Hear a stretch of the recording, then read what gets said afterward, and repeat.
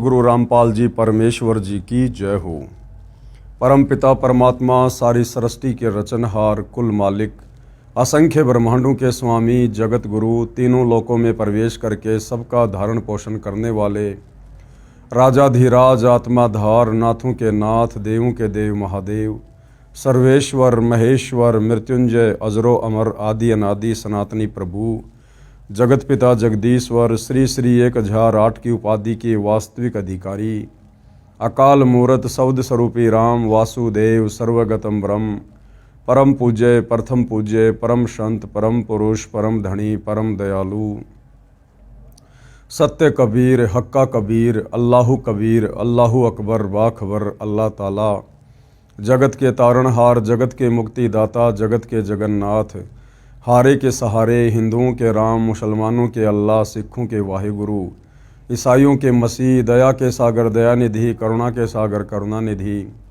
स्वयंभू परिभू, संकट मोचन, कष्ट हरण, मंगल करण, दुख भंजन, अविगत कबीर, निर्विकार निर्विषम परमात्मा, अलय अलेख सतगुरु, आदि अनादि सतगुरु, असली मर्यादा पुरुषोत्तम, असली राम, असली कृष्ण, असली घनश्याम, असली मुरारी, राजाओं के राजा, महाराजाओं के महाराजा, शहंशाहों के शहंशाह, सम्राटों के सम्राट, भगवानों के भगवान, अल्लाहों के अल्लाह, प्रभुओं के प्रभु, मसीहाओं के मसीह, सच्चे वाहिगुरु, बाबाओं के बाबा, पीरों के पीर, सेठों के सेठ, जगत सेठ, सावड़सा सेठ, सर्वगुण संपन्न, अनंत कोटि कलाओं के स्वामी, अनंत कोटि ब्रह्मांडों के नायक, योगियों में महायोगी, ध्यानियों में महाध्यानी, सिद्धों में परम सिद्ध, ज्ञानियों में तत्वज्ञानी, ब्रह्म ज्ञानी, महाज्ञानी, परम ज्ञानी, सर्वश्रेष्ठ ज्ञानी, विज्ञानी, युवा कबीर, समर्थ कबीर, असमवात, अमित ओजा, सच्चे रहनुमा, करीम अल्लाह, सुभान अल्लाह,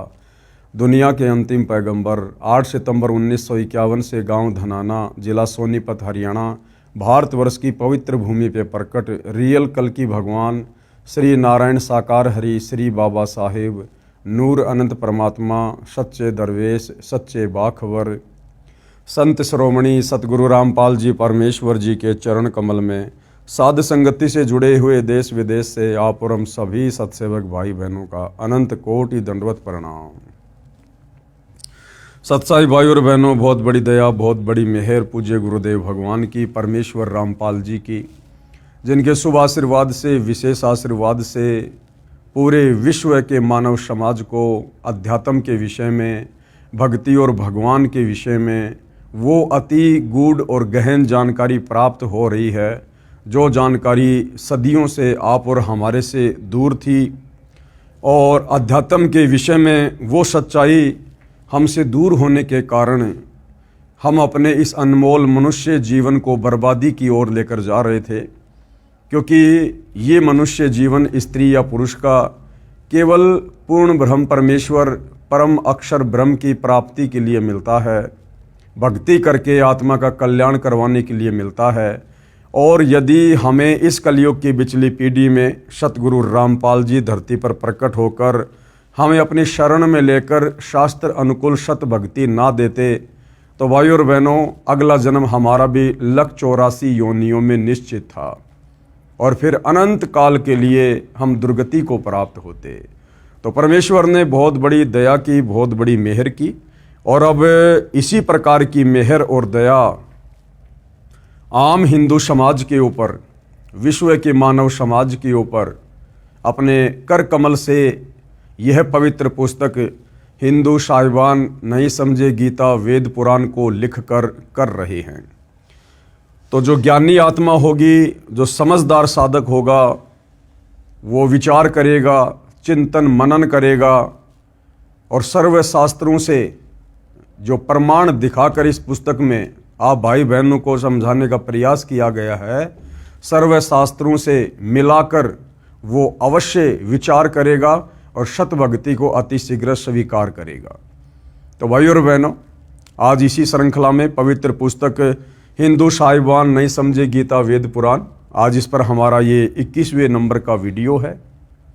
और पिछले वीडियो में आप जी ने देखा कि वेदों में भी पूर्ण ब्रह्म परमेश्वर कबीर देव की महिमा कलम तोड़ लिखी हुई है। परमेश्वर जब पृथ्वी पर मनुष्य रूप में प्रकट होता है, सशरीर सतलोक से चलकर आता है, तो क्या उनके लक्षण होते हैं, किस किस प्रकार की परमात्मा धरती पर प्रकट होकर लीलाएं करता है, वो सारी लीलाएं, सारे गुण, सारे लक्षण वेदों में वर्णित हैं। और जिस महापुरुष से वेदों में वर्णित परमेश्वर के विषय में लिखी गई लीलाएं मेल खाती हैं, मैच करती हैं, वही पूर्ण ब्रह्म परमात्मा है, कबीर देव है। और वो समस्त लीलाएं भाई और बहनों केवल कबीर जी के ऊपर, जो कबीर जी 650 साल पहले बनारस के काशी में लहरतारा तालाब पर कमल के विकसित फूल पर शिशु रूप में प्रकट हुए थे, उन्हीं के ऊपर फिट बैठती हैं। ना ब्रह्मा विष्णु महेश के ऊपर फिट बैठती हैं, ना अन्य देवी देवताओं पर, ना श्री राम पर, ना श्री कृष्ण जी पर। तो वेदों में परमेश्वर जी का नाम कबीर देव साफ साफ लिखा हुआ है। और जो जो महापुरुष परमेश्वर कबीर जी के संपर्क में आए, जिन्होंने सतलोक अपनी आंखों से देखा, उसके बाद उन्होंने भी सतलोक की और कबीर परमेश्वर की महिमा कलम तोड़ की है। अब आगे इसी श्रृंखला में हम बढ़ते हैं कि वेदों में और कहाँ कहाँ परमेश्वर कबीर जी के परमेश्वर होने के विषय में प्रमाण हैं। और यदि वेदों में सारे प्रमाण मिल जाते हैं तो हमें दृढ़ निश्चय, दृढ़ विश्वास हो जाना चाहिए कि वास्तव में परमात्मा कबीर जी ही हैं। हमारे धार्मिक गुरु आचार्य शंकराचार्य तत्व ज्ञान के अभाव में हमें परमेश्वर के विषय में यथार्थ जानकारी नहीं दे पाए। और जो भक्ति साधना वेद विरुद्ध वो किया करते थे, जिस वेद विरुद्ध भक्ति साधना को करने के चलते परमेश्वर के दीदार नहीं हो सकते थे, परमेश्वर दर्शन नहीं दे सकते थे, जिस कारण से उन ऋषि मुनियों ने अंत में अपना अनुभव समाज में प्रचारित कर दिया कि परमात्मा निराकार है, परमात्मा गुप्त है, परमात्मा दिखाई नहीं देता है, उसका कोई रंग रूप नहीं है। जबकि वेद इस बात की गवाही दे रहे हैं कि परमात्मा साकार है। यजुर्वेद अध्याय 5 मंत्र 1 साफ साफ कह रहा है, अग्ने तनुरसी विष्णवे तवा सोमस्य तनुरसी कबीर अंगारियसी बम्भारियसी सवर ज्योति रितधामासी, कि वो परमेश्वर सशरीर है और सबका धारण पोषण करने के लिए भी परमात्मा का एक शरीर है। और वो परमात्मा सतलोक में रहता है, रितधाम में रहता है। तो भाई और बहनों, तत्व ज्ञान के अभाव में हमारे धर्मगुरु भी और हम भी भगवान से कोसों दूर बैठे थे, लेकिन अब स्वयं उसी पूर्ण ब्रह्म परमात्मा ने, कबीर देव ने धरती पर तत्वदर्शी संत के रूप में प्रकट होकर अपनी महिमा बताई है और वेदों से, गीता से प्रमाणित किया है कि परमेश्वर कौन है, क्या उनका नाम है और किस भक्ति विधि से हमें उनकी प्राप्ति होगी। तो इसी श्रृंखला में आगे वेद और क्या कुछ परमेश्वर के विषय में गवाही दे रहे हैं, हम पढ़ते हैं इस पवित्र पुस्तक हिंदू साहिबान नहीं समझे गीता वेद पुराण से। देखिए फोटोकॉपी वेद मंत्रों की। संत गरीबदास जी, गांव छुडानी, जिला झज्जर, हरियाणा, भारत ने अपनी अमृतवाणी में कहा है कि गरीब ऐसा निर्मल नाम है, निर्मल करे शरीर, और ज्ञान सब मंडलीक हैं, और चकवे ज्ञान कबीर। चकवे यानी चक्रवर्ती। अर्थात संत गरीबदास जी ने कहा है कि सच्चा नाम ऐसा कारगर है जो आत्मा को निर्मल कर देता है, क्योंकि सच्चे नाम के जाप करने से, सतनाम के जाप करने से हमारी आत्मा के ऊपर जमा मैल हट जाता है, आत्मा निर्मल हो जाती है, मन हल्का हो जाता है और हमें परमेश्वर की भक्ति से वो तमाम लाभ प्राप्त होने शुरू हो जाते हैं जो परमेश्वर के विषय में शास्त्रों में वर्णित हैं। अध्यात्म ज्ञान शरीर के कष्ट भी दूर करता है। कबीर साहिब का आध्यात्मिक ज्ञान चकवे यानी चक्रवर्ती, ऑलराउंडर है।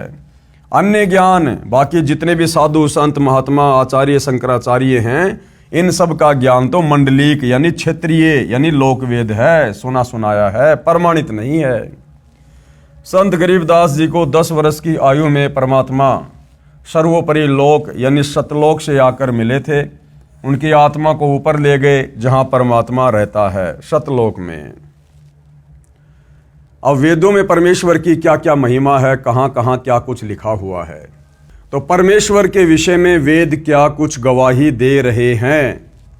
प्रमाण ऋग्वेद मंडल 9 सूक्त 54 मंत्र 3 में कहा है कि परमेश्वर यानी परम अक्षर ब्रह्म कबीर देव सबसे ऊपर लोक में विराजमान है। विराजमान है यानी बैठे हुए हैं। अब भाई निराकार का क्या बैठेगा, क्या विराजमान होगा? बैठेगा वो, विराजमान वो होगा जो साकार है, दिखाई देता है। प्रमाण के लिए देखिए ये फोटोकॉपी इस मंत्र की, जिसका अनुवाद आर्य समाज के अनुवादकों ने ही किया है। यानी जो आर्य समाज के अनुवादक परमात्मा को निराकार कहते हैं, वो अपने अनुवाद में परमात्मा को साकार भी साबित कर रहे हैं। प्रमाण ऋग्वेद मंडल 9 सूक्त 54 मंत्र 3 अये विश्वानि तिष्ठति पुनानो भवनो परि सोमो देव न सूर्य। ये श्लोक है संस्कृत में, आप जी की आंखों के सामने देख सकते हैं। साथ में हर एक शब्द के हिंदी में अनुवाद हैं। और गुरुदेव भगवान क्या विवेचन दे रहे हैं। विवेचन ऋग्वेद मंडल 9 सूक्त 54 मंत्र 3 की फोटोकॉपी में आप देखें। इसका अनुवाद आर्य समाज के विद्वानों ने किया है। उनके अनुवाद में भी स्पष्ट है कि वह परमात्मा भुवनों परी अर्थात संपूर्ण ब्रह्मांडों के ऊर्ध्व अर्थात ऊपर तिष्ठति यानी विराजमान है, ऊपर बैठा है। अब इस श्लोक का यथार्थ अनुवाद सतगुरु रामपाल जी ने किया है। और क्या कह रहे हैं गुरुदेव भगवान। अये मानी यह सोमदेव यानी अमर परमेश्वर। सोम यानी अमर और देव यानी परमात्मा परमेश्वर। सूर्य के नए मानी समान, विश्वानी सर्व को पुनः पवित्र करता हुआ, और भुवनोपरि यानी सर्व ब्रह्मांडों के ऊर्ध्व अर्थात ऊपर तिष्ठति यानी बैठा है। क्या कह रहे हैं गुरुदेव भगवान।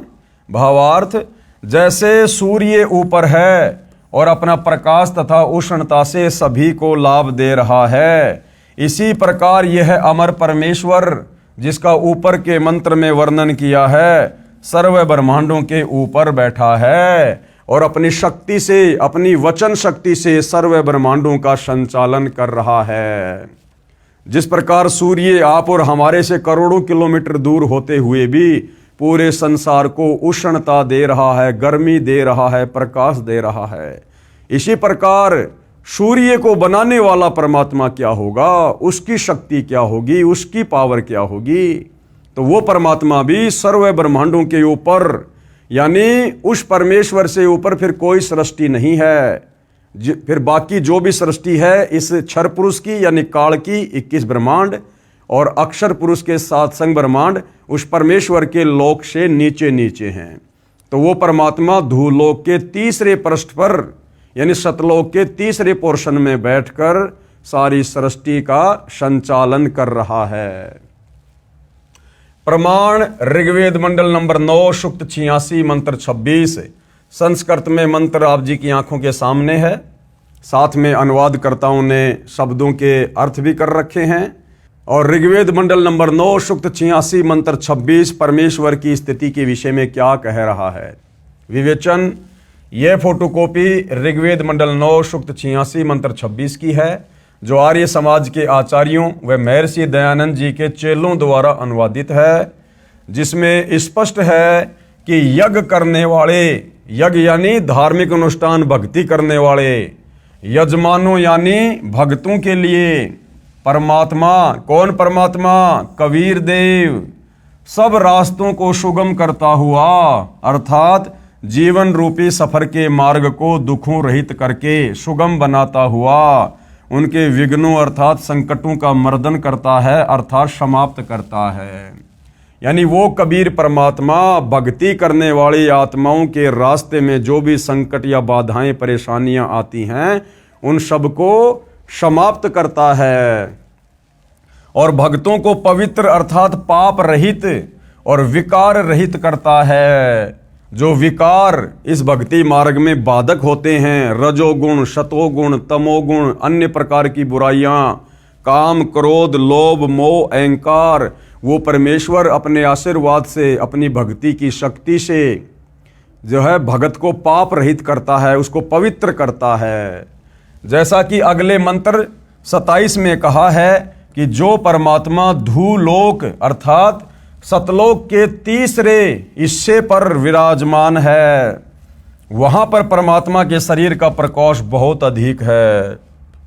जैसा कि हमने पिछली वीडियो में चर्चा की थी कि सतलोक में कबीर परमेश्वर जी के शरीर के एक बाल की शोभा, एक रोमकूप की शोभा, 1 करोड़ सूर्य, 1 करोड़ चंद्रमा, इससे भी ज्यादा प्रकाश उनके एक बाल में है, एक रोमकूप में है। और पूरी बॉडी पर 3.5 करोड़ रोमकूप हैं। इतनी शोभा है उस परमेश्वर की। अगर वो परमात्मा अपने उसी तेजोमय शरीर में नीचे पृथ्वी पर आ जाए तो हम उनको देख भी नहीं सकते। जिस प्रकार उल्लू की दृष्टि दिन में सूर्य के प्रकाश के कारण कार्य नहीं करती है, उल्लू को कुछ भी दिखाई नहीं देता है। इसलिए वो कबीर परमात्मा अपनी अच्छी आत्माओं को मिलने के लिए, उनको शत भक्ति देने के लिए, निज लोक सतलोक में ले जाने के लिए अपने तेजोमय रूप को सरल करता हुआ, अपने तेज को कम करता हुआ, सरल करता हुआ एक आम व्यक्ति की भांति आकर यहां पर लीला करता है। उदाहरण के लिए परमात्मा के एक रोम यानी शरीर के बाल का प्रकाश करोड़ सूर्य तथा इतने ही चंद्रमाओं के मिले जुले प्रकाश से भी ज्यादा है। यदि वह परमात्मा उसी प्रकाश युक्त शरीर से पृथ्वी पर प्रकट हो जाए तो हमारी चरम दृष्टि यानी हमारी ये आंखें उन्हें देख नहीं सकती। जैसे उल्लू पक्षी दिन में सूर्य के प्रकाश के कारण कुछ भी नहीं देख पाता है, यही दशा मनुष्यों की हो जाए। इसलिए वह परमात्मा अपने रूप अर्थात शरीर के प्रकाश को सरल करता हुआ उस स्थान से जहां परमात्मा ऊपर रहता है वहां से गति करके बिजली के समान क्रीड़ा अर्थात लीला करता हुआ चलकर आता है और श्रेष्ठ पुरुषों यानी भक्तों को मिलता है। श्रेष्ठ पुरुष कौन? जो युगों युगों से परमात्मा प्राप्ति के लिए प्रयत्न कर रहे होते हैं। परमात्मा उन महापुरुषों को, उन भक्तों को आकर मिलता है। यह भी स्पष्ट है कि आप कवि अर्थात कबीर देव हैं। और क्या नाम है उस परमात्मा का? कबीर देव। और हम उन्हें क्या कहते हैं? कबीर साहेब। प्रमाण ऋग्वेद मंडल 9 सूक्त 86 मंत्र 27। ये श्लोक आप जी की आंखों के सामने है, आप देख सकते हैं। साथ ही हर एक शब्द के सामने हिंदी में शब्दार्थ भी लिखा हुआ है, हर एक शब्द का अर्थ भी लिखा हुआ है। और क्या विवेचन दे रहे हैं गुरुदेव भगवान? विवेचन। ये फोटोकॉपी ऋग्वेद मंडल 9 सूक्त 86 के मंत्र 27 की है। इसमें स्पष्ट है कि परमात्मा, कौन परमात्मा? कबीर देव धूलोक, धूलोक यानी सतलोक, अमरलोक, अमरलोक के तीसरे पृष्ठ अर्थात भाग पर विराजमान है। यानी सतलोक के 3 भाग हैं, 3 डिवीजन हैं। सत्यलोक अर्थात शाश्वत स्थान के 3 भाग हैं। एक भाग में वन, पहाड़, झरने, बाग, बगीचे आदि हैं, जहां पर सतलोक की आत्माएं खेलने के लिए, पिकनिक मनाने के लिए, मौज मस्ती के लिए आती हैं। यह बाहरी भाग है अर्थात बाहरी भाग है। जैसे भारत की राजधानी दिल्ली भी 3 भागों में बटी है। जो बाहरी दिल्ली है जिसमें गांव, खेत, खलिहान और नहरें हैं। दूसरा बाजार बना है और तीसरा संसद भवन तथा कार्यालय है। इसी प्रकार सतलोक के भी 3 डिवीजन हैं, 3 भाग हैं। तो सतलोक के सबसे ऊपरी भाग में परमात्मा कबीर देव सशरीर विराजमान हैं। इसके पश्चात धूलोक में बस्तियां हैं और सपरिवार मोक्ष प्राप्त हंस आत्माएं रहती हैं। पृथ्वी पर जैसे भगत को भगतात्मा कहते हैं, इसी प्रकार सतलोक में हंस आत्मा कहलाते हैं। फिर तीसरे भाग में सर्वोपरि परमात्मा का सिंहासन है। उसके आसपास केवल नर आत्माएं रहती हैं परमेश्वर की सेवा में। वहाँ स्त्री पुरुष का जोड़ा नहीं है। कहाँ? परमेश्वर जहाँ सतलोक के तीसरे हिस्से में रहते हैं वहाँ केवल नर आत्माएं रहती हैं और वहाँ पर स्त्री पुरुष का जोड़ा नहीं है। स्त्री पुरुष का जोड़ा बीच वाले भाग में है जहाँ पर नर और मादा यानी हंस और हंसनी रहती हैं, मोक्ष प्राप्त आत्माएं रहती हैं। वे यदि अपना परिवार चाहते हैं तो शब्द यानी वचन से केवल पुत्र उत्पन्न कर लेते हैं। इस प्रकार शाश्वत स्थान अर्थात सतलोक 3 भागों में परमात्मा ने बांट रखा है। वहां यानी सतलोक में प्रत्येक स्थान पर रहने वालों में वृद्धा अवस्था नहीं है, यानी सतलोक में कभी कोई बूढ़ा नहीं होता है। वहां सब युवा होते हैं। युवा यानी जब परमेश्वर काल के लोक से आत्माओं को छुड़वा कर ले जाते हैं सतलोक में, तो एक बार परमेश्वर आत्मा को वहां जन्म देते हैं वचन से, अपने शब्द से, ना कि मैथुन क्रिया से। उसके बाद वो आत्मा, वो हंस आत्मा युवा होती है और फिर वो सदा युवा ही रहती है। वहां कभी बुढ़ापा नहीं है, वहां कभी भी बुढ़ापे का कष्ट नहीं है, वहां पर मृत्यु नहीं है, वहां मृत्यु नहीं है। इसलिए गीता अध्याय 7 श्लोक 29 में कहा है कि जो जरा अर्थात वृद्ध अवस्था तथा मरण अर्थात मृत्यु से छूटने का प्रयत्न करते हैं वे तत्ब्रह्म अर्थात परम अक्षर ब्रह्म को जानते हैं। यानी जो उस कबीर परमात्मा के विषय में जान जाते हैं वही तो बुढ़ापे के कष्ट से और मृत्यु से बचने के लिए भक्ति करेंगे, प्रयास करेंगे। सतलोक में सत्य पुरुष रहता है। सत्य पुरुष कौन? अविनाशी परमात्मा कबीर देव। वहां पर जरा मरण नहीं है। जरा यानी बुढ़ापा और मरण यानी मौत। सतलोक में बुढ़ापा और मृत्यु नहीं है और यही सबसे बड़ा कष्ट का कारण है। बच्चे युवा होकर सदा युवा रहते हैं।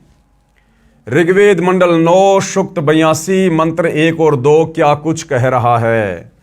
आप जियों के सामने संस्कृत में श्लोक है, सामने शब्दों के अर्थ किए हुए हैं, आप जी देख सकते हैं अच्छे से।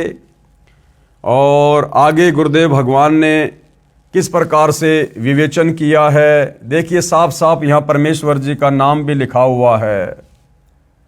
आगे गुरुदेव भगवान हमें यथार्थ अनुवाद करके समझाएंगे।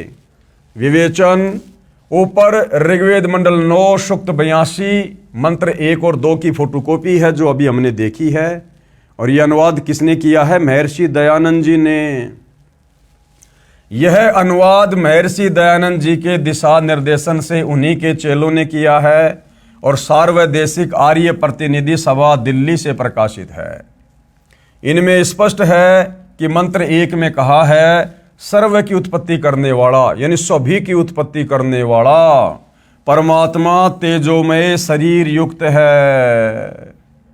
क्या कह रहे हैं कि परमात्मा तेजोमय शरीर युक्त है। अरे जिसका शरीर है फिर वो निराकार कैसे हुआ?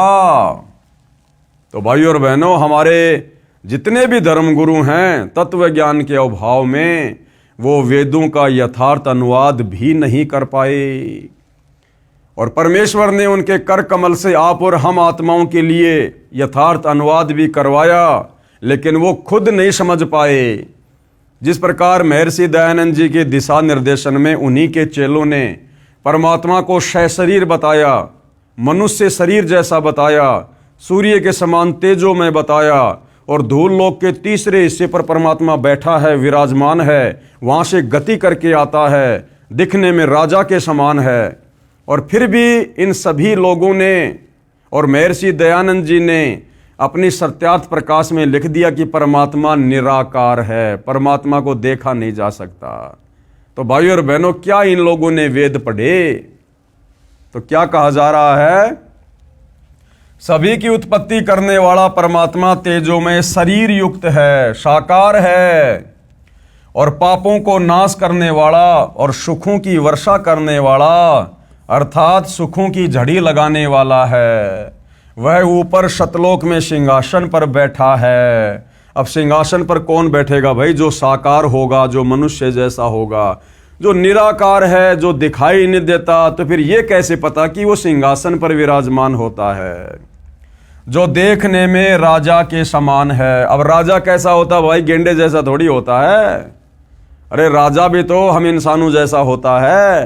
तो परमात्मा देखने में कैसा है? राजा के समान।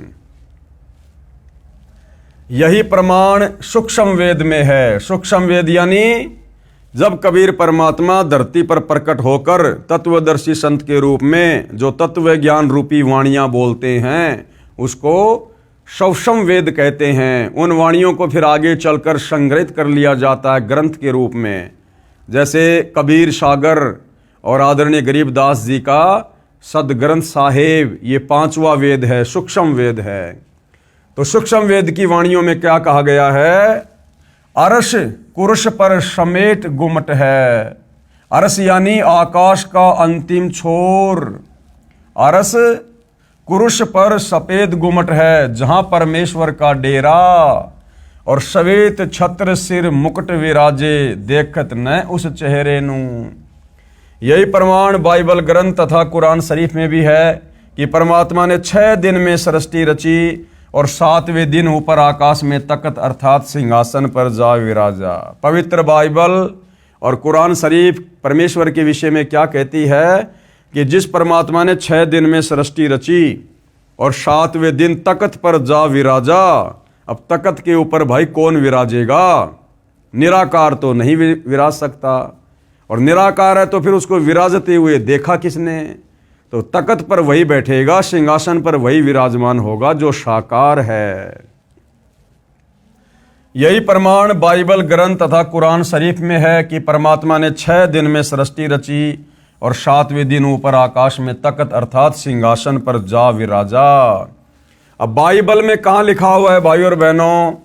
आपको बताया जा रहा है बाइबल के उत्पत्ति ग्रंथ 2 के श्लोक 26 और 30 तथा कुरान शरीफ की सूरत फुरकानी 25 आयत नंबर 52 से 59 में है।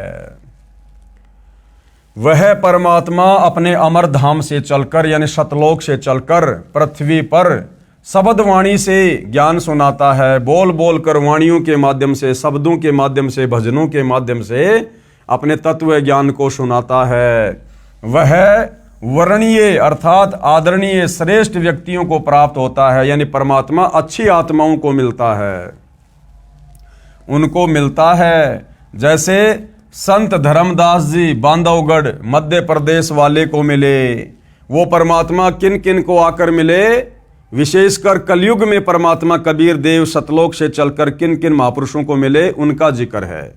नंबर 1 संत धर्मदास जी बांधवगढ़ मध्य प्रदेश वाले को मिले। कहाँ मिले? मथुरा में मिले। संत मलुकदास जी को परमात्मा मिले। संत दादू दास जी को आमेर राजस्थान में मिले।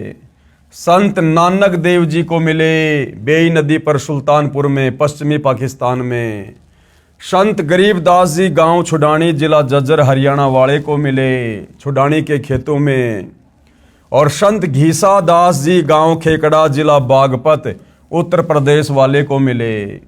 संत जम्भेश्वर जी बिश्नोई धर्म के प्रवर्तक, उनको गांव समराथल राजस्थान वाले को मिले। वह परमात्मा अच्छी आत्माओं को मिलते हैं। अच्छी आत्मा कौन? जो परमात्मा की प्राप्ति के लिए प्रयत्न कर रहे होते हैं दिलो जान से, उन्हें आकर परमात्मा मिलते हैं। जो परमात्मा के दृढ़ भगत होते हैं उन पर परमात्मा का विशेष आकर्षण होता है। उदाहरण भी बताया है, जैसे विद्युत अर्थात आकाशीय बिजली सने वाले स्थानों को आधार बनाकर गिरती है। जैसे कांसा धातु पर बिजली गिरती है। पहले कांसी धातु के कटोरे, गिलास, थाली, बेले आदि आदि होते थे और वर्षा के समय तुरंत उठाकर घर के अंदर रखा करते थे। घर के वृद्ध कहा करते थे कि कांसी के बर्तन पर बिजली अमूमन गिरती है। इसी प्रकार परमात्मा अपने प्रिय भक्तों पर आकर्षित होकर उनको मिलते हैं। अब ऋग्वेद मंडल नंबर 9 सूक्त 82 के मंत्र नंबर 2 में क्या कुछ कहा जा रहा है। मंत्र नंबर 2 में तो यह भी स्पष्ट कर दिया कि परमात्मा उन अच्छी आत्माओं को उपदेश करने की इच्छा से स्वयं महापुरुषों को मिलते हैं। उपदेश का भावार्थ है कि परमात्मा तत्व ज्ञान बताकर उनको दीक्षा भी देते हैं, भक्ति के मंत्र भी देते हैं। उनके सतगुरु भी स्वयं परमात्मा ही होते हैं। यह भी स्पष्ट किया है कि परमात्मा अत्यंत गतिशील पदार्थ अर्थात बिजली के समान तीव्रगामी होकर हमारे धार्मिक अनुष्ठानों में आ पहुंचते हैं। संत धर्मदास जी को परमात्मा ने यही कहा था कि मैं वहां पर अवश्य जाता हूं जहां धार्मिक अनुष्ठान होते हैं, क्योंकि मेरी अनुपस्थिति में काल कुछ भी उपद्रव कर देता है, जिससे साधकों की आस्था परमात्मा से छूट जाती है। मेरे रहते वह ऐसी गड़बड़ नहीं कर सकता। इसलिए गीता अध्याय 3 श्लोक 15 में कहा है कि वह अविनाशी परमात्मा जिसने ब्रह्म को भी उत्पन्न किया। ब्रह्म कौन? ब्रह्म ये 21 ब्रह्मांड का स्वामी काल ब्रह्म, जिसने गीता जी का ज्ञान श्री कृष्ण जी के शरीर में प्रेत की तरह प्रवेश करके दिया। वह ब्रह्म जो ब्रह्मा विष्णु महेश का पिता है, दुर्गा का पति है, उस अविनाशी परमात्मा कबीर देव ने इस ब्रह्म को भी उत्पन्न किया। अध्याय 3 श्लोक 15 में कहा है, कहाँ? गीता अध्याय 3 श्लोक 15 में कहा है कि वह अविनाशी परमात्मा यानी कबीर देव जिसने ब्रह्म को, ब्रह्म कौन? ये काल ब्रह्म, जिसने ब्रह्म को भी उत्पन्न किया और सदा ही यज्ञों में प्रतिष्ठित है, अर्थात धार्मिक अनुष्ठानों में उसी को इष्ट रूप में मानकर आरती स्तुति करनी चाहिए।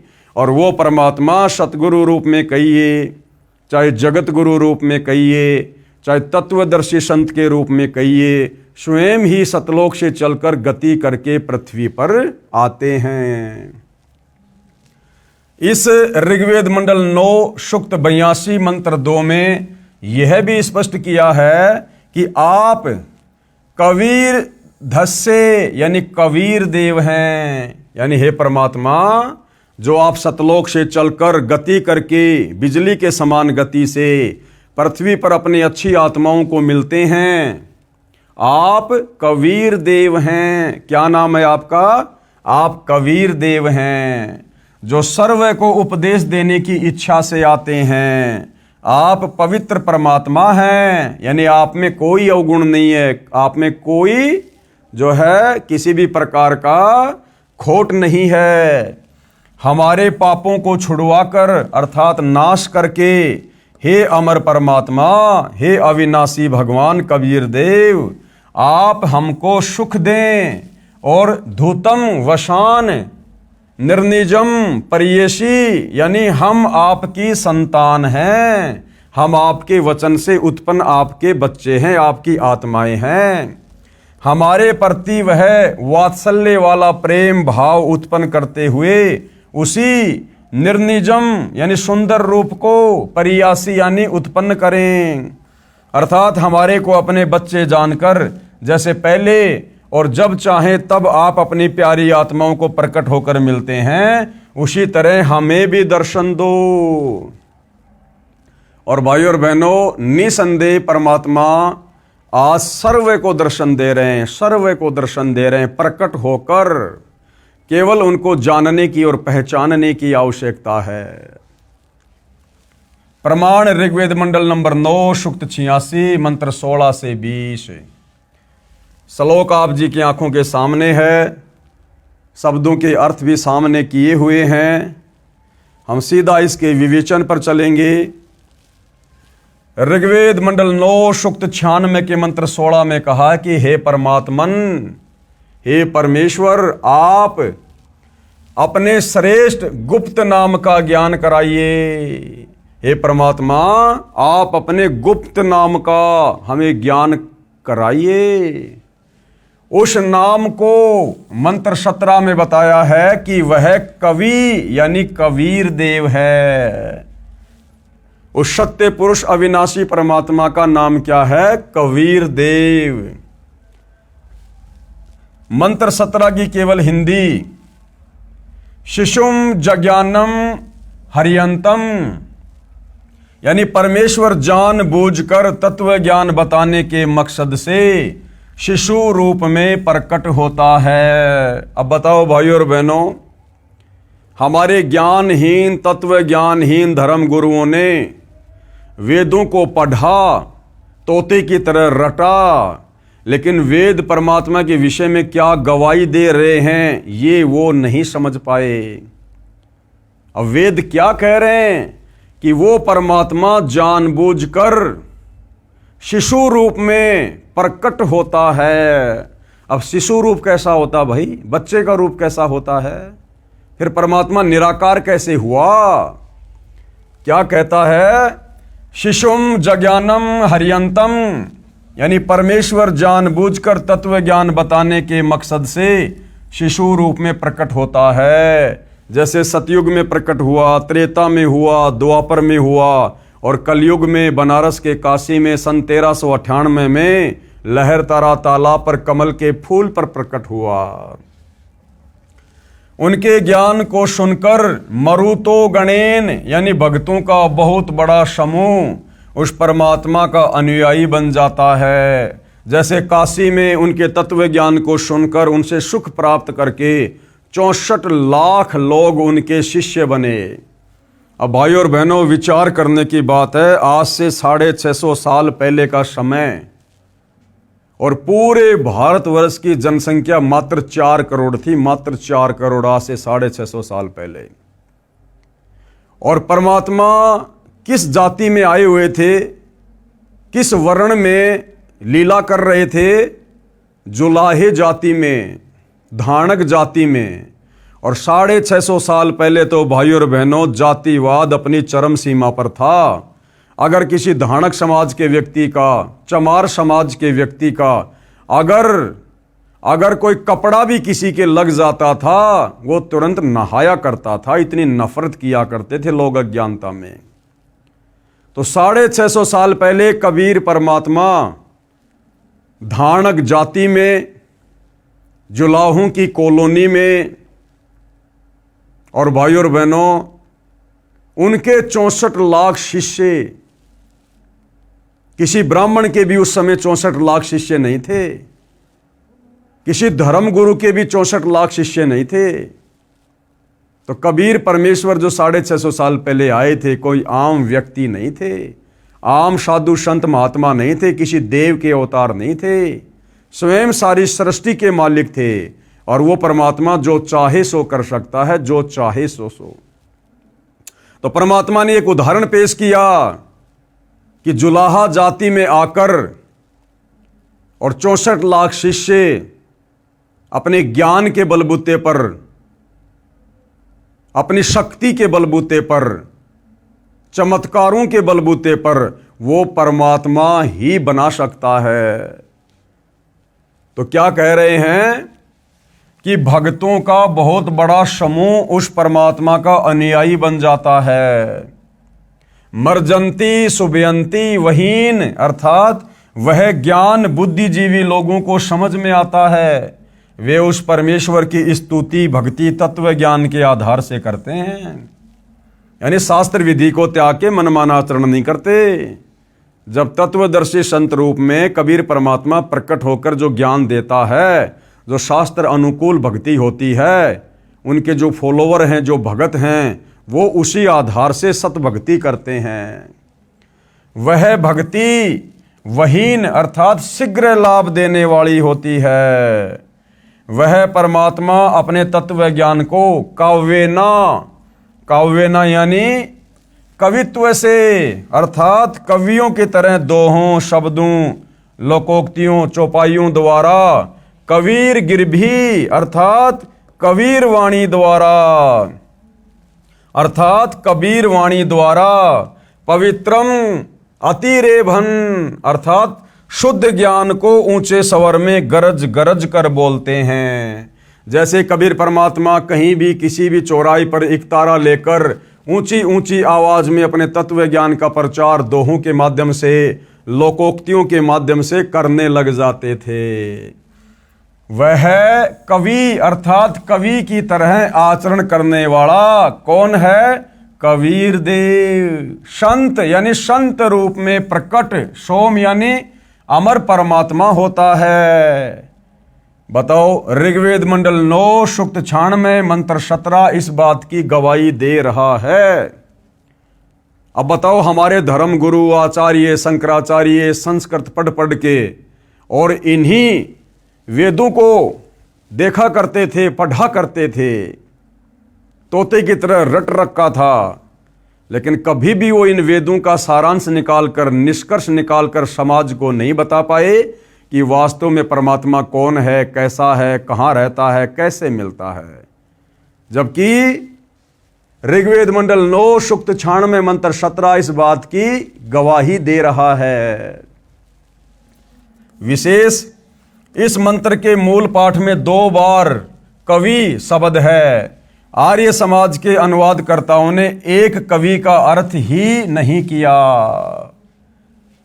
इस मंत्र में 2 बार ये कवि शब्द लिखा हुआ है। कवि, कबीर गिरभी 2 बार लिखा हुआ है, लेकिन जो आर्य समाज के अनुवादक हैं उन्होंने एक भी कवि शब्द का अनुवाद नहीं किया, क्योंकि वो नहीं मानते कि परमात्मा कवि होता है या कवि का अर्थ परमात्मा होता है। इसलिए परमात्मा कहते हैं कि वेद पढ़े पर भेद न जाने, ये बाँचे पुराण 18, और जड़ को अंधे पत्ते खिलावें, ये भूल गए सिरजनहारा। और गुरु बिन काहू न पाया ज्ञाना, जो थोता बुस छिड़े मूड किसाना। यानी सच्चे सतगुरु तत्वदर्शी संत की शरण में आए बिना आप चाहे कितनी संस्कृत पढ़ लो, कहीं से भी डिग्री ले लो, आप परमेश्वर के विषय में नहीं जान सकते, शास्त्रों से पूरी तरह परिचित नहीं हो सकते। उसके बाद देखिए भाइयों और बहनों, आगे श्लोक आप जी की आंखों के सामने है और सामने शब्दों का हिंदी में अनुवाद भी किया हुआ है। हम सीधे सीधे इसके वास्तविक अनुवाद के ऊपर चलेंगे कि ये कौन सा वेद का मंत्र है। विवेचन, यह है ऋग्वेद मंडल 9 सूक्त 96 मंत्र 18 की फोटोकॉपी है, जो अभी हमने ये देखी है। और ये वेद मंत्र क्या गवाही दे रहा है? जिसका अनुवाद महर्षि दयानंद जी के अनुयायियों ने किया है। सार्वदेशिक आर्य प्रतिनिधि सभा दिल्ली द्वारा अनुवादित है। इस पर विवेचन करते हैं। इसके अनुवाद में भी बहुत सी गलतियां हैं जो आर्य समाज के आचार्यों ने की है। हम संस्कृत भी समझ सकते हैं, विवेचन करता हूं तथा यथार्थ अनुवाद व भावार्थ स्पष्ट करता हूं। अब गुरुदेव कह रहे हैं कि आपको अब समझाऊंगा। मंत्र 17 में कहा है कि ऋषि या संत रूप में प्रकट होकर परमात्मा अमृतवाणी अपने मुख कमल से बोलता है और उस ज्ञान को समझकर अनेकों अनुयायियों का समूह बन जाता है। जो वाणी परमात्मा तत्व ज्ञान की सुनाता है, वे ऋषिकृत यानी ऋषि रूप में प्रकट परमात्मा सहस्त्रणीय यानी हजारों वाणियां अर्थात कबीर वाणियां ऋषि मना यानी ऋषि स्वभाव वाले भक्तों के लिए सवर्षा यानी आनंददायक होती है। यानी जब तत्वदर्शी संत के रूप में प्रकट होकर वो कबीर परमात्मा मुख से बोल बोल कर वाणियां सुनाता है तो उनके भक्तों के लिए अति प्रिय होती हैं, अति सुखदायी होती हैं, अमृत के समान होती हैं। कवि नाम पदवी, कवित्व से दोहों चौपाइयों में वाणी बोलने के कारण वह परमात्मा प्रसिद्ध कवियों में एक कवि की भी पदवी प्राप्त करता है। वह सोम यानी अमर परमात्मा शिशासन यानी सर्व की पालन की इच्छा करता हुआ प्रथम स्थिति में महिष यानी बड़ी पृथ्वी अर्थात ऊपर के लोकों में, तृतीयम धाम यानी तीसरे धाम अर्थात सतलोक के तीसरे हिस्से पर, अनुराजती यानी तेजोमय शरीर युक्त स्तूप यानी गुंबज में, विराजम यानी विराजमान है, वहां बैठा है अर्थात साकार है, सह शरीर है, और सबका धारण पोषण करता है। यही प्रमाण ऋग्वेद मंडल 9 सूक्त 54 मंत्र 3 में है कि परमात्मा सर्व लोकों के ऊपर के लोक में विराजमान है, तिष्ठति यानी बैठा है। आगे चलिए भाइयों और बहनों, आगे ऋग्वेद मंडल 9 सूक्त 96 मंत्र 9 आप जी की आंखों के सामने है और इसका यथार्थ अनुवाद गुरुदेव भगवान कर रहे हैं। विवेचन ऋग्वेद मंडल 9 सूक्त 96 मंत्र 19 का भी आर्य समाज के विद्वानों ने अनुवाद किया है। इसमें भी बहुत सारी गलतियां हैं, क्योंकि तत्व ज्ञान के अभाव में भाइयों और बहनों इन वेदों को पढ़ना कोई बच्चों का काम नहीं है। संस्कृत भाषा को समझ लेना, जान लेना अलग वस्तु है, और वेदों के सार को, निष्कर्ष को जानना अलग मैटर है। तो गुरुदेव कह रहे कि इसमें भी बहुत सारी गलतियां की हैं। पुस्तक विस्तार के कारण केवल अपने मतलब की जानकारी प्राप्त करते हैं। इस मंत्र में चौथे धाम का वर्णन है, जो आप जी सृष्टि रचना में पढ़ेंगे उससे पूर्ण जानकारी होगी। पढ़ें इसी पुस्तक के पेज नंबर 359 पर, यानी आगे चलकर हम इसी पुस्तक में सृष्टि रचना को भी पढ़ेंगे। परमात्मा ने ऊपर के 4 लोक अजर अमर रचे हैं, क्योंकि आप और हम भाई बहनों को तो अच्छे से पता है कि सतलोक, अलख लोक, अगम लोक और अनामी लोक, ये ऊपर के 4 अजर अमर अविनाशी लोक हैं, जिनका कभी विनाश नहीं होता। परमात्मा ने ऊपर के 4 अजर अमर लोक रचे हैं।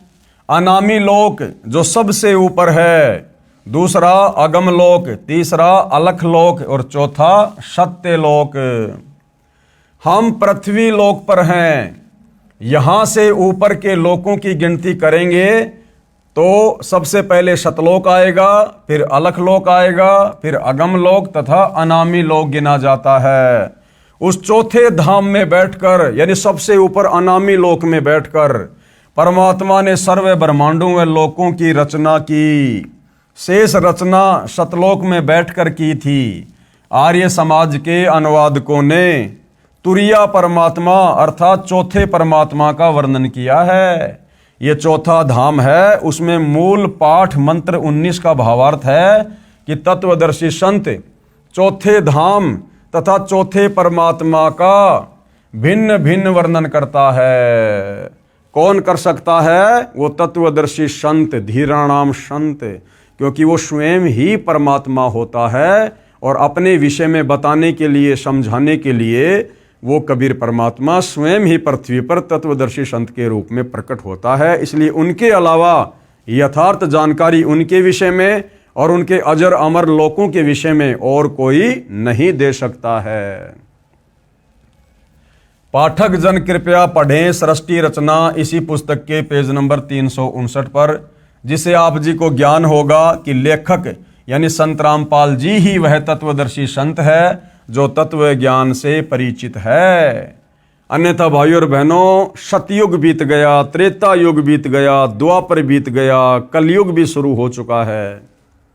और हमारे ऋषि महर्षि आचार्य शंकराचार्यों ने इन वेदों के अनुवाद कर करके समाज में उतार भी दिए हैं। और यदि इनके अनुवादों को देखा जाए तो इन्होंने भक्ति और भगवान के नाम पर दुनिया को केवल गुमराह किया है।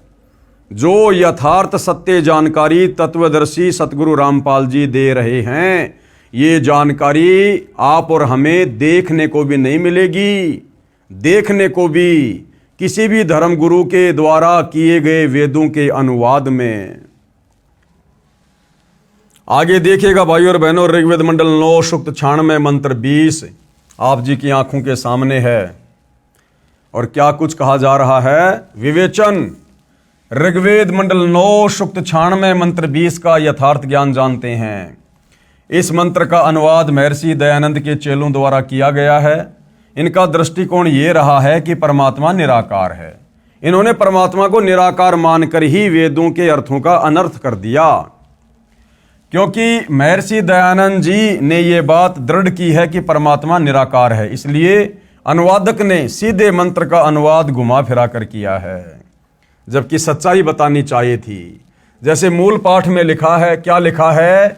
मरियन शुभ्र तनवा मिर्जान अत्तेहन श्रुत्वा शने धनानाम वर्षेव यूथा परिकोशम अर्शन कनी क्रदत चंबो आविवेश है।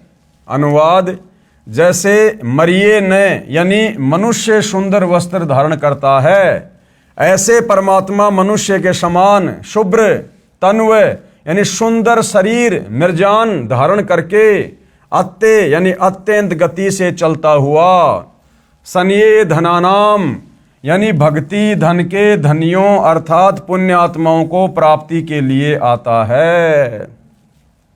यूथा वर्षेव, जैसे एक समुदाय को उनका सेनापति प्राप्त होता है, ऐसे वह परमात्मा संत व ऋषि रूप में प्रकट होता है तो उसके बहुत संख्या में अनुयायी बन जाते हैं और परमात्मा उनका गुरु रूप में मुखिया होता है। वह परमात्मा परिकोशम प्रथम ब्रह्मांड में अर्शन यानी प्राप्त होकर अर्थात आकर, कनी क्रदत यानी ऊंचे स्वर में सत्य ज्ञान उच्चारण करता हुआ, चमवो यानी पृथ्वी खंड में अविवेश यानी प्रविष्ट होता है।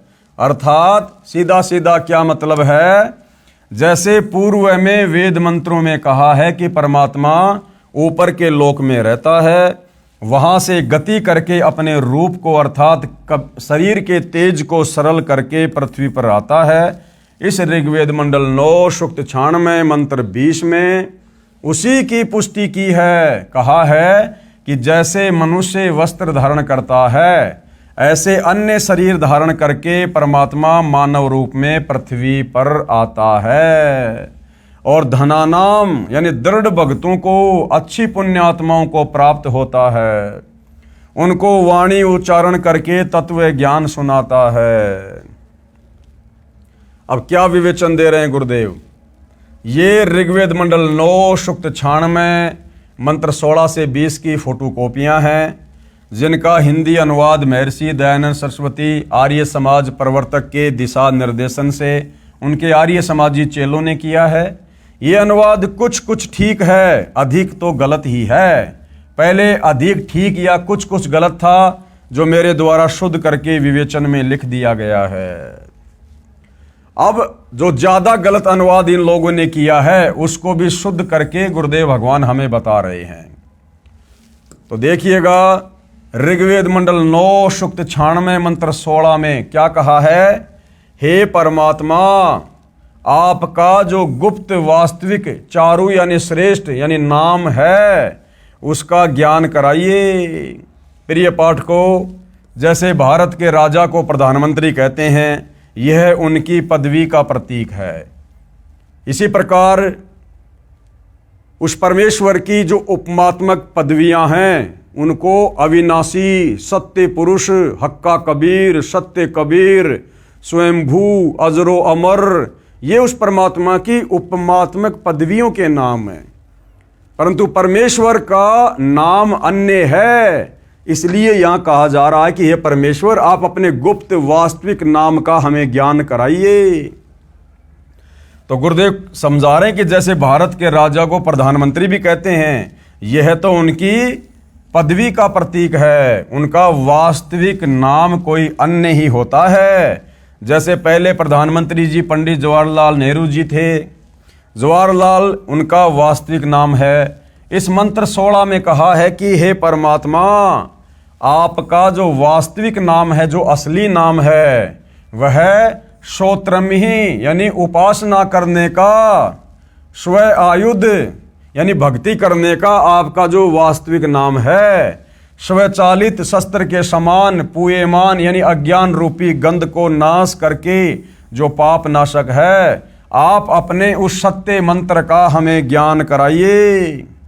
देव सोम यानी हे अमर परमेश्वर, आपका वह मंत्र श्वासों द्वारा नाक आदि गा यानी इंद्रियों से, वशुम अभी यानी श्वास श्वास से जपने से, शप्तिरेव शक्ति इव यानी विद्युत जैसी गति से अर्थात शीघ्रता से, अभिवाज यानी भक्ति धन से परिपूर्ण करके, सर्वशामी यानी ऐश्वर्य को तथा मोक्ष को प्राप्त कराइए।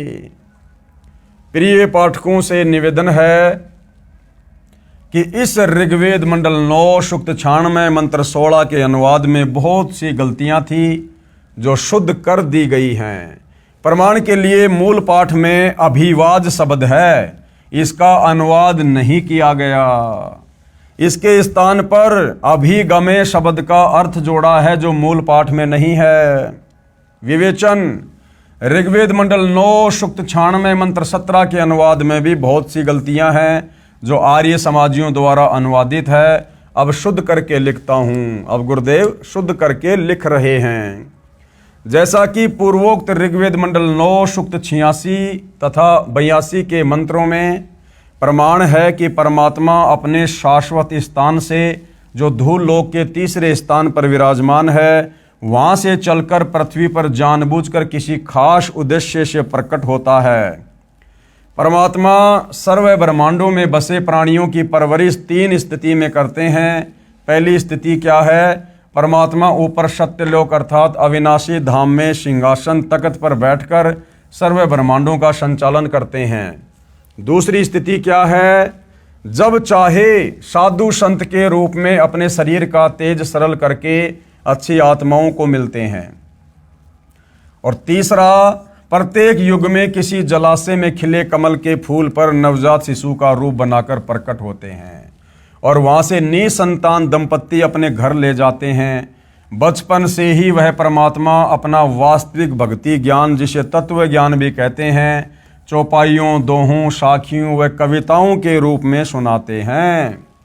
जैसे सन 1398 विक्रमी संवत 1455 में परमात्मा अपने निज स्थान से चलकर भारतवर्ष के काशी शहर के बाहर लहर तारा नामक जलाशय में कमल के फूल पर शिशु रूप धारकर प्रकट हुए थे। वहां से नीरू नीमा जुलाहा दंपत्ति अपने घर ले गए थे। धीरे धीरे परमात्मा बड़े हुए और कबीर वाणी बोलकर ज्ञान सुनाया करते थे। इसका प्रमाण ऋग्वेद मंडल 9 सूक्त 1 मंत्र 9 में है, जो आर्य समाज के आचार्यों द्वारा अनुवादित है। उसमें भी कुछ गलती है, अधिक नहीं है। कृपया पढ़ें यह ऋग्वेद मंडल 9 सूक्त 1 मंत्र 9 की फोटोकॉपी। संस्कृत में श्लोक आप जियों के सामने है, पढ़ सकते हैं। हम सीधा इसके विवेचन पर चलते हैं। विवेचन, यह फोटोकॉपी ऋग्वेद मंडल 9 सूक्त 1 मंत्र 9 की है।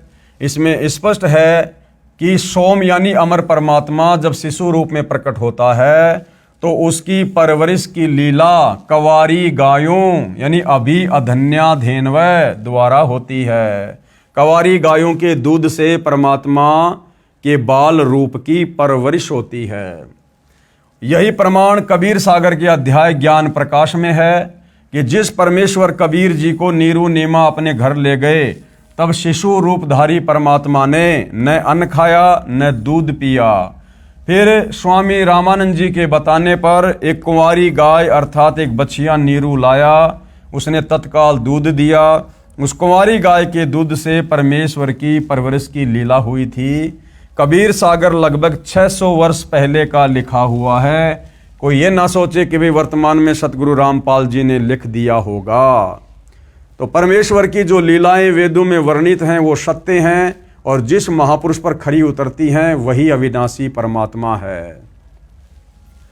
ऋग्वेद मंडल 9 सूक्त 1 मंत्र 9 के अनुवाद में कुछ गलती की है। जैसे अभी अधन्या का अर्थ अहिंसनीय कर दिया, जो गलत है। हरियाणा प्रांत के जिला रोहतक में गांव धनाना में लेखक का जन्म हुआ, यानी सतगुरु रामपाल जी का प्राकाट्य हुआ, जो वर्तमान में जिला सोनीपत में है। इस क्षेत्र में जिस गाय ने गर्भ धारण न किया हो तो कहते हैं कि यह धनाई नहीं है, यह बिना धनाई है। यह अपभ्रंश शब्द है। एक गाय के लिए अधनी शब्द है, बहुवचन के लिए अधन्या शब्द है। अधन्या का अर्थ है बिना धनाई गोवें, तथा अभी अधन्या का अर्थ है पूर्ण रूप से बिना धनाई अर्थात कुंवारी गायें अर्थात बछियां। अब ऋग्वेद मंडल 9 सूक्त 96 मंत्र 17 का शुद्ध अनुवाद करता हूं। केवल हिंदी। शिशुम जज्ञानम हरियंतम अर्थात परमेश्वर जानबूझकर तत्व ज्ञान बताने के उद्देश्य से शिशु रूप में प्रकट होता है। उनके ज्ञान को सुनकर मरुतो गणेन यानी भक्तों का बहुत बड़ा समूह उस परमात्मा का अनुयायी बन जाता है। मर्जंती सुबयंती वहीन अर्थात वह ज्ञान बुद्धिजीवी लोगों को समझ आता है। वे उस परमेश्वर की स्तुति भक्ति तत्व ज्ञान के आधार से करते हैं। वह भक्ति वहीन यानी शीघ्र लाभ देने वाली होती है। वे परमात्मा अपने तत्व ज्ञान को काव्यना यानी कवित्व से अर्थात कवियों की तरह दोहों शब्दों लोकोक्तियों चौपाइयों द्वारा कबीर गिरभी अर्थात कबीर वाणी द्वारा अर्थात कबीर वाणी द्वारा पवित्रम अतिरेभन अर्थात शुद्ध ज्ञान को ऊंचे स्वर में गरज गरज कर बोलते हैं। वह कवि अर्थात कवि की तरह आचरण करने वाला कबीर देव है, जो संत रूप में प्रकट सोम अर्थात अमर परमात्मा होता है। यानी संत रूप में तत्वदर्शी संत रूप में प्रकट वो स्वयं परमात्मा ही होता है। ऋग्वेद मंडल 9 सूक्त 96 मंत्र 17। अब आगे क्या कह रहे हैं परमात्मा विशेष। इस मंत्र के मूल पाठ में 2 बार कवि शब्द है, परंतु आर्य समाज के अनुवादकों ने एक कवि का अर्थ ही नहीं किया। विवेचन ऋग्वेद मंडल 9 सूक्त 96 मंत्र 18 पर विवेचन करते हैं। इसके अनुवाद में भी बहुत सी गलतियां हैं, हम संस्कृत भी समझ सकते हैं। विवेचन करता हूं तथा यथार्थ अनुवाद व भावार्थ स्पष्ट करता हूं। मंत्र 17 में कहा है कि ऋषि या संत रूप में प्रकट होकर परमात्मा अमृतवाणी अपने मुख कमल से बोलता है और उस ज्ञान को समझकर अनेकों अनुयायियों का समूह बन जाता है। जो वाणी परमात्मा तत्व ज्ञान की सुनाता है वे ऋषि करत यानी ऋषि रूप में प्रकट परमात्मा करत सहस्त्रनीथ अर्थात हजारों वाणियां अर्थात कबीर वाणियां ऋषि मना यानी ऋषि स्वभाव वाले भक्तों के लिए सवर्षा यानी आनंददायक होती हैं। कवि नाम पदवी कवित्व से दोहों चौपाइयों में वाणी बोलने के कारण वह परमात्मा कवियों में से एक प्रसिद्ध कवि की पदवी भी प्राप्त करता है। वह सोम यानी अमर परमात्मा शिशासन यानी सबकी पालन की इच्छा करता हुआ प्रथम स्थिति में महिष यानी बड़ी पृथ्वी अर्थात ऊपर के लोकों में तृतीयम धाम अर्थात तीसरे धाम अर्थात सतलोक के तीसरे पृष्ठ पर अनुराजती यानी तेजोमय शरीर युक्त स्तूप यानी गुंबज में विराजम यानी विराजमान है, वहां बैठा है। और यही प्रमाण ऋग्वेद मंडल 9 सूक्त 54 मंत्र 3 में है कि परमात्मा सभी लोकों के ऊपर के लोक में विराजमान है। तिष्ठति यानी बैठा है अर्थात वो साकार है, सह शरीर है, तेजोमय शरीर है, उसका नाम कबीर है। विवेचन दे रहे हैं गुरुदेव। ऋग्वेद मंडल 9 सूक्त 96 मंत्र 19 का भी आर्य समाज के विद्वानों ने ही अनुवाद किया है। इसमें भी बहुत सारी गलतियां हैं। पुस्तक विस्तार के कारण केवल अपने मतलब की जानकारी प्राप्त करते हैं। इस मंत्र में चौथे धाम का वर्णन है। आप जी सृष्टि रचना में पढ़ेंगे, उससे पूर्ण जानकारी होगी। पढ़िए इसी पुस्तक के पेज नंबर 359 पर। आगे परमात्मा ने ऊपर के 4 लोक अजर अमर रचे हैं। अनामी लोक जो सबसे ऊपर है, अगम लोक, फिर अलख लोक और फिर सत्य लोक। हम वर्तमान में पृथ्वी लोक पर हैं। यहां से ऊपर के लोकों की गिनती करेंगे तो सबसे पहले नंबर आएगा सतलोक का, फिर अलख लोक का, फिर उससे ऊपर अगम लोक का, फिर चौथा अनामी लोक जो सबसे ऊपर है। उस चौथे धाम में बैठकर परमात्मा ने सर्व ब्रह्मांडों व लोकों की रचना की। शेष रचना सतलोक में बैठकर की थी। आर्य समाज के अनुवादकों ने तुरिया परमात्मा अर्थात चौथे परमात्मा का वर्णन किया है। ये चौथा धाम है। उसमें मूल पाठ मंत्र 19 का भावार्थ है कि तत्वदर्शी संत चौथे धाम तथा चौथे परमात्मा का विभक्त यानी भिन्न भिन्न वर्णन करता है। पाठक जन कृपया पढ़ें सृष्टि रचना इसी पुस्तक के पेज नंबर 59 पर, जिससे आप जी को ज्ञान होगा कि लेखक यानी संत रामपाल जी ही वह तत्वदर्शी संत है जो तत्व ज्ञान से परिचित है। विवेचन। ऋग्वेद मंडल 9 सूक्त 96 मंत्र 20 का यथार्थ जानते हैं। इस मंत्र का अनुवाद महर्षि दयानंद के चेलों द्वारा किया गया है।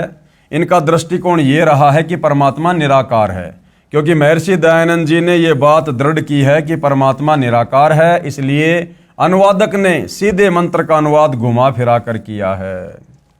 जैसे मंत्र 20 के मूल पाठ में लिखा है, ये संस्कृत में श्लोक आप जियों के सामने है और अनुवाद यहाँ किया जा रहा है कि मनुष्य जैसे सुंदर वस्त्र धारण करता है, ऐसे परमात्मा सुंदर शरीर धारण करके अत्यंत गति से चलता हुआ भक्ति धन के धनियों अर्थात पुण्यात्माओं को प्राप्ति के लिए आता है। जैसे एक समुदाय को उसका सेनापति प्राप्त होता है, ऐसे वह परमात्मा संत व ऋषि रूप में प्रकट होता है तो उसके बहुत संख्या में अनुयायी बन जाते हैं और परमात्मा उनका गुरु रूप में मुखिया होता है। वह परमात्मा प्रथम ब्रह्मांड में प्राप्त होकर अर्थात आकर ऊंचे स्वर में सत्य ज्ञान उच्चारण करता हुआ पृथ्वी खंड में प्रविष्ट होता है, यानी पृथ्वी पर प्रकट होता है। भावार्थ। जैसे पूर्व में वेद मंत्रों में कहा है कि परमात्मा ऊपर के लोक में रहता है, वहां से गति करके पृथ्वी पर आता है और अपने रूप को अर्थात शरीर के तेज को सरल करके आता है। इस ऋग्वेद मंडल 9 सूक्त 96 मंत्र 20 में उसी की पुष्टि की है। कहा है कि परमात्मा ऐसे अन्य शरीर धारण करके पृथ्वी पर आता है जैसे मनुष्य वस्त्र धारण करता है और धनानाम यानी दृढ़ भक्तों को, अच्छी पुण्यात्माओं को प्राप्त होता है, उनको वाणी उच्चारण करके तत्व ज्ञान सुनाता है। यानी वेदों में परमेश्वर की इस प्रकार से महिमा लिखी हुई है, जिस महिमा से आर्य समाज के प्रवर्तक दयानंद सरस्वती, उनके शिष्य और हमारे हिंदू धर्म के गुरुजन भी अपरिचित थे, जिस कारण से उन्होंने वेदों का अनुवाद करते समय अर्थों का अनर्थ कर डाला।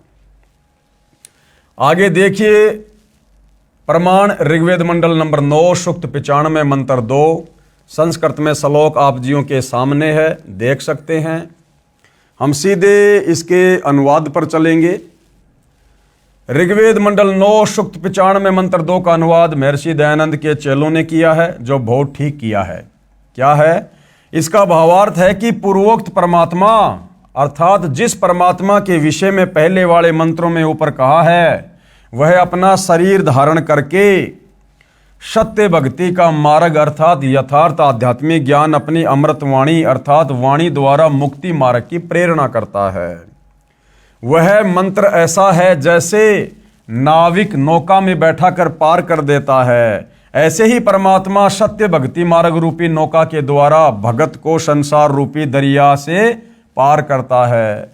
वह सब देवों का देव अर्थात सब प्रभुओं का प्रभु परमेश्वर वाणी रूपी ज्ञान यज्ञ के लिए गुप्त नामों का आविष्कार करता है, यानी भक्ति के गुप्त मंत्रों का आविष्कार भी वो परमात्मा संत रूप में आकर खुद ही करता है।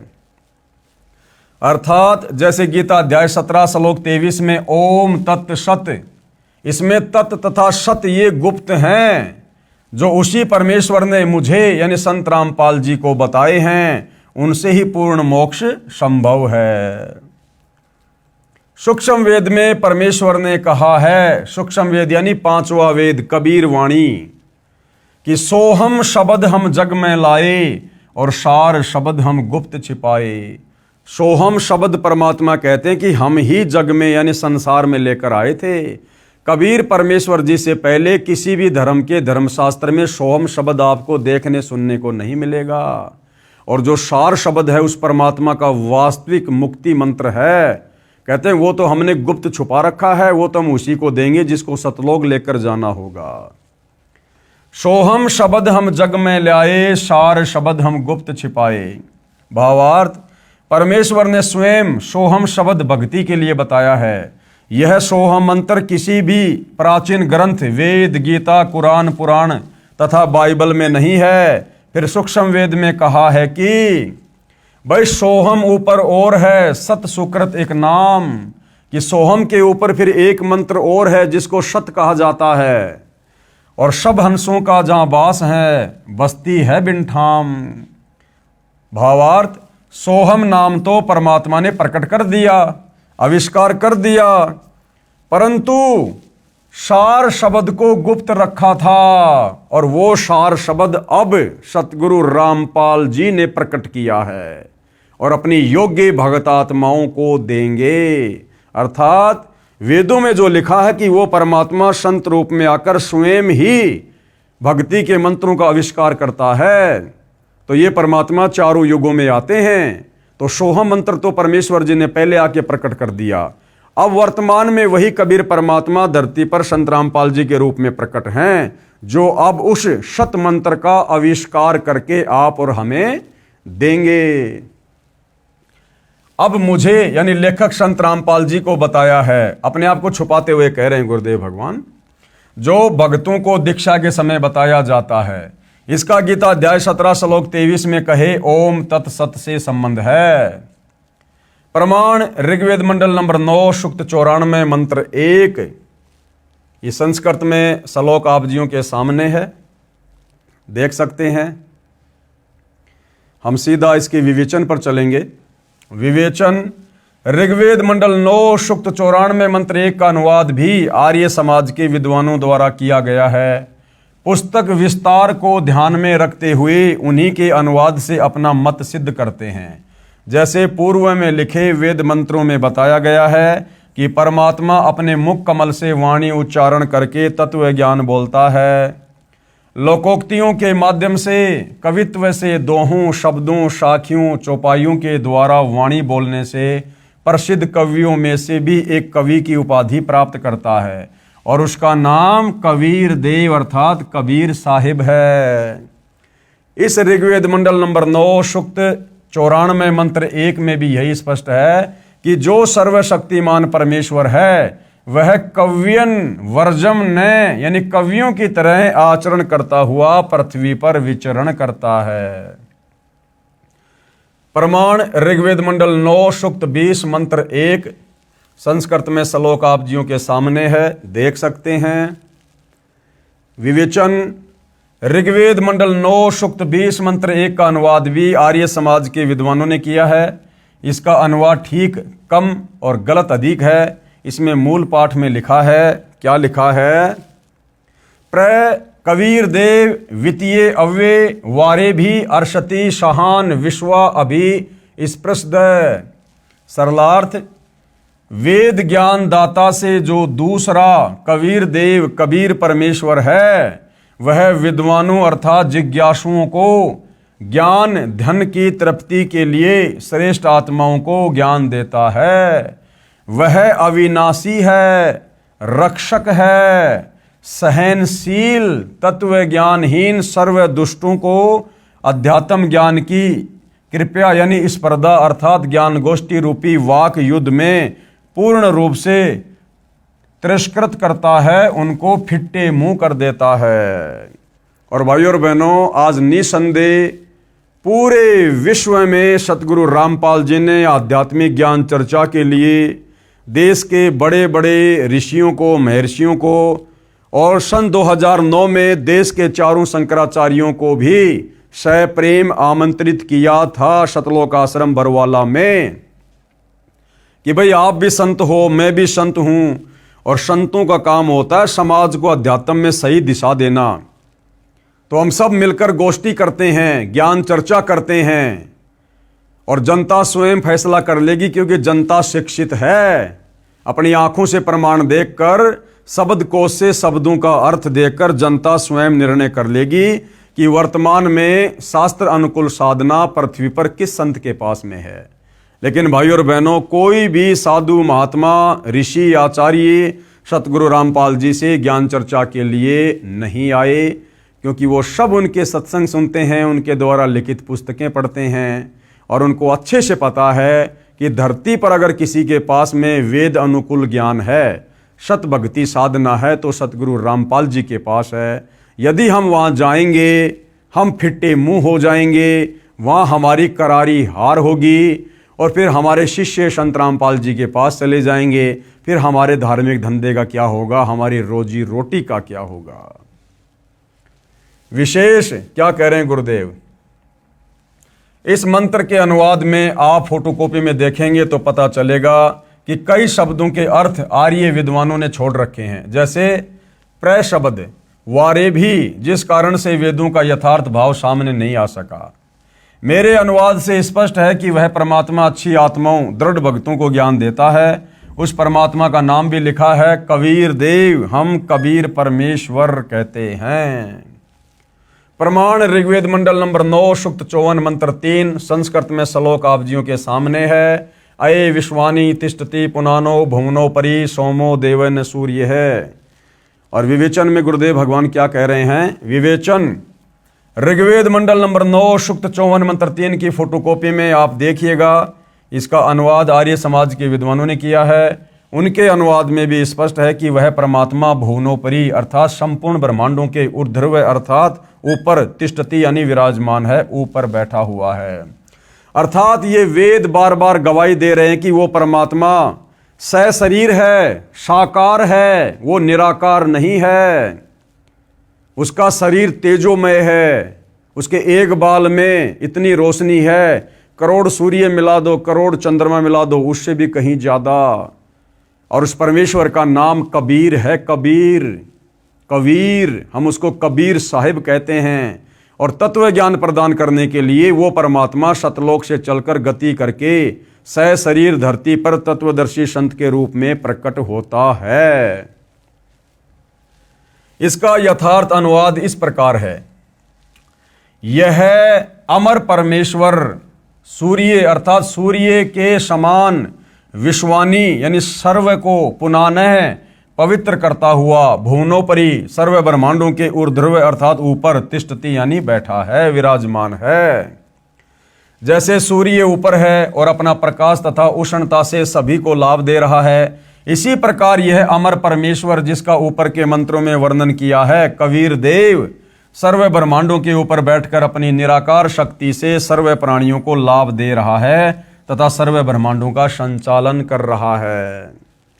तर्क क्या कह रहे हैं गुरुदेव, तर्क महर्षि दयानंद का अर्थात आर्य समाजियों का मत है कि परमात्मा किसी एक स्थान पर किसी लोक विशेष में नहीं रहता। आर्य समाज क्या कहता है कि परमात्मा ऊपर कहीं किसी एक लोक में विराजमान नहीं है। और इसका प्रमाण है Satyarth Prakash समूलास number 7 page number 148 पर आर्य साहित्य प्रचार ट्रस्ट 427 गली मंदिर वाली नया बांस दिल्ली 78वां संस्करण। किसी ने प्रश्न किया महर्षि दयानंद जी से, किसी ने प्रश्न किया ईश्वर व्यापक है व किसी देश विशेष में रहता है, ये परमात्मा हर जगह फैला हुआ है या किसी एक विशेष स्थान पर रहता है? तो उत्तर दिया महर्षि दयानंद जी ने कि व्यापक है, क्योंकि जो एक देश में रहता तो सर्व अंतर्यामी सर्वज्ञ सर्वनियंता सबका सृष्टा सबका धर्ता और प्रलय करता नहीं हो सकता। अप्राप्त देश में कर्ता की क्रिया का होना असंभव है। सत्यार्थ प्रकाश से लेख समाप्त है। तो महर्षि जी ने साबित कर दिया कि परमात्मा एक देश में नहीं रहता है, एक जगह एक लोक में नहीं रहता है, जबकि वेद गवाही दे रहे हैं कि वो परमात्मा धूलोक के तीसरे पृष्ठ पर विराजमान है, राजा के समान देखने योग्य है और वहां से चल के गति करके अपनी अच्छी आत्माओं को मिलता है। महर्षि दयानंद जी नहीं मानते कि परमात्मा किसी देश अर्थात स्थान विशेष पर रहता है। महर्षि दयानंद जी वेद ज्ञान को सत्य ज्ञान मानते हैं। आप जी ने अनेकों वेद मंत्रों में अपनी आंखों पढ़ा कि परमात्मा ऊपर एक स्थान पर रहता है, वहां से गति करके यहां भी प्रकट होता है। महर्षि दयानंद तथा आर्य समाजी परमात्मा को निराकार मानते हैं। अब इसका प्रमाण कहाँ है कि आर्य समाजी और महर्षि दयानंद जी परमात्मा को निराकार मानते हैं? सत्यार्थ प्रकाश के समोल्लास नंबर 9 पेज नंबर 176, समोल्लास नंबर 7 पेज नंबर 149, समोल्लास नंबर 11 पेज नंबर 251 पर कहा है कि परमात्मा निराकार है। प्रिय पाठकों ने अनेकों वेद मंत्रों में पढ़ा कि परमात्मा साकार है, वह मनुष्य जैसा है, ऊपर के लोक में रहता है, वहां से गति करके चलकर आता है, पृथ्वी पर प्रकट होता है। अच्छी आत्माओं को जो दृढ़ भगत होते हैं उनको मिलता है। उनको तत्व ज्ञान अपने मुख कमल से बोलकर सुनाता है। कवियों की तरह आचरण करता है। पृथ्वी पर विचरण करके परमात्मा अपना अध्यात्म ज्ञान ऊंचे स्वर में उच्चारण करके सुनाता है। गीता अध्याय 4 श्लोक 32 में भी यही प्रमाण है। अब गुरुदेव क्या कह रहे हैं, प्रिय पाठकों, आप स्वयं निर्णय करें कि किसको कितना आध्यात्मिक ज्ञान था। अब गुरुदेव कह रहे हैं कि भाई सच्चाई आप लोगों के सामने है, वेदों को दिखा के यथार्थ अनुवाद समझाकर आपको बता दी गई है। और जिन हमारे पहले के विद्वानों ने, जैसे आर्य समाजियों ने वेदों के ज्ञान को अच्छे से ना समझकर परमात्मा को निराकार साबित कर रखा है, जबकि परमात्मा साकार है, सशरीर है, तेजोमय शरीर है, राजा के समान देखने योग्य है और सतलोक के तीसरे भाग पर विराजमान है। वहाँ से गति करके सशरीर सतलोक से चलकर आता है, अच्छी आत्माओं को मिलता है, अपनी वाणी के द्वारा बोल बोल कर ज्ञान का प्रचार करता है। और महर्षि दयानंद जी कहते हैं कि परमात्मा निराकार है और किसी एक जगह पर नहीं रहता है। तो बताओ भाई, महर्षि दयानंद जी झूठे हैं या फिर ये वेद झूठे हैं? तो वेद तो झूठे हो नहीं सकते, हमारी आंखों के सामने हैं।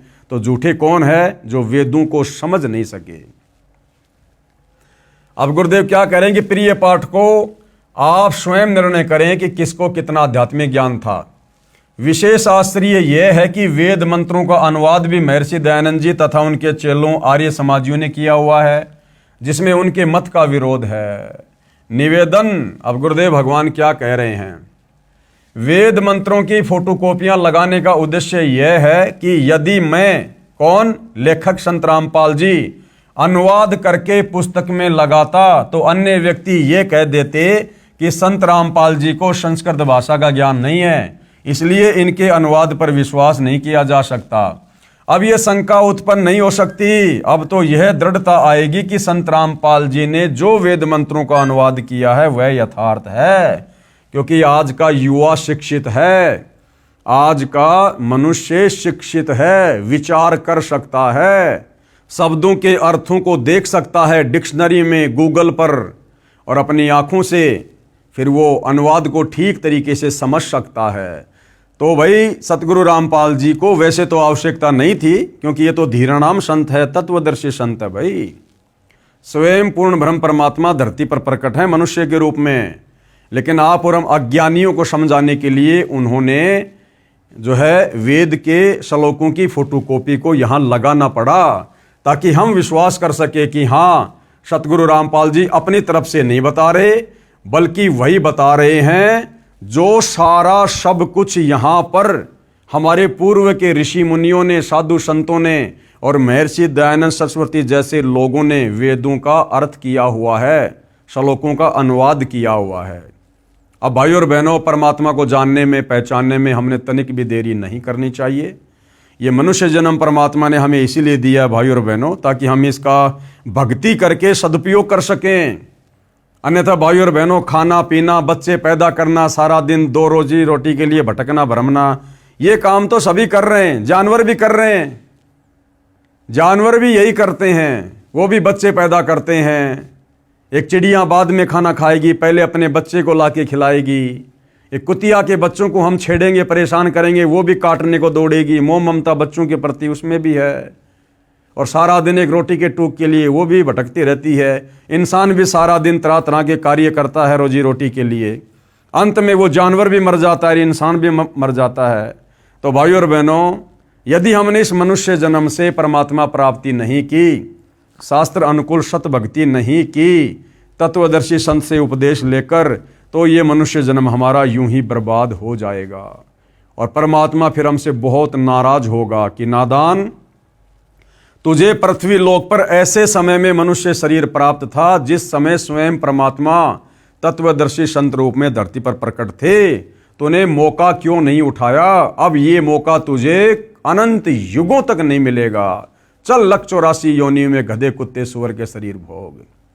तो भाई और बहनों, विनती कर सकते हैं, प्रार्थना कर सकते हैं, बाकी समझना ना समझना, विचार करना ना करना, इस सतभक्ति को ग्रहण करना ना करना, ये भाई आपके पिछले संस्कारों पर और आपके वर्तमान के बुद्धि विवेक पर निर्भर करता है। तो भाइयों और बहनों, आगे हम इसी पवित्र पुस्तक से जानेंगे कि उस कबीर परमेश्वर को किन किन महापुरुषों ने साक्षात देखा, उसके सतलोक को देखा, वहां क्या क्या सुख हैं, कैसी वहां की सृष्टि है। क्या वास्तव में हम पहले सभी सतलोक में रहा करते थे? क्यों हम इस कालबली के चक्कर में फंसकर यहां नीचे गंदे लोक में आ गए? आज 184 योनियां भोग रहे हैं। मनुष्य जन्म में थोड़ा बहुत सुख मिलता है, हम भगवान को भूल जाते हैं। हमें क्यों भुला दिया जाता है कि मैं पहले कहां था, मेरा परिवार कहां था, पहले मेरा बाप कौन था, मेरे बच्चे कौन थे, मरने के बाद मैं कहां जाऊंगा, मेरे बच्चे कहां जाएंगे, और भक्ति का यथार्थ मार्ग क्या है। ये सारी बातें भाइयों और बहनों हमें उन महापुरुषों की जीवनी से पढ़ने देखने को मिलेंगी, जिन महापुरुषों को समय समय पर चारों युगों में स्वयं सतलोक से चलकर कबीर परमात्मा नीचे धरती पर प्रकट होकर मिलते हैं। उनको अपने यथार्थ ज्ञान से परिचित करवाते हैं, उनकी आत्मा को शरीर से निकालकर सतलोक लेकर जाते हैं, उन्हें सारे ब्रह्मांडों की स्थिति से परिचित करवाते हैं, सारे देवताओं से परिचित करवाते हैं, उनकी शक्तियों से परिचित करवाते हैं, और उन आत्माओं का ज्ञान योग खोलते हैं। फिर वे आत्माएं नीचे पृथ्वी पर आकर उस परमेश्वर की कलम तोड़ महिमा करती हैं, उनकी गवाह बनती हैं, और आप और हमें फिर दृढ़ विश्वास होता है कि वास्तव में परमात्मा कौन है और इस मनुष्य जन्म का मुख्य प्रयोजन क्या है। तो भाइयों और बहनों, आज के इस वीडियो में केवल इतना ही। कल परमेश्वर जी के आशीर्वाद से हम बहुत ही अच्छी और गहन जानकारियां प्राप्त करेंगे, जिससे हमारा विश्वास और अधिक दृढ़ होगा। तो पूज्य गुरुदेव भगवान हम सभी को आशीर्वाद दें, आज्ञा दें, सद्बुद्धि दें। बंदी छोड़ सतगुरु रामपाल जी भगवान की जय।